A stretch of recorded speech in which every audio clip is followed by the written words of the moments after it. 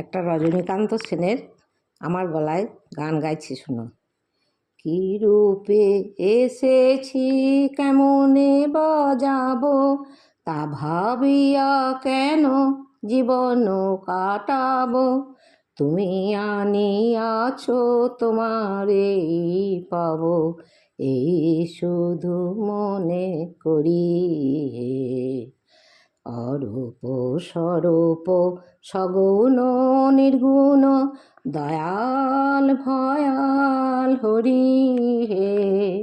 আমি কি বা বুঝি, আমি কি বা জানি, আমি কেন ভেবে মরি হে।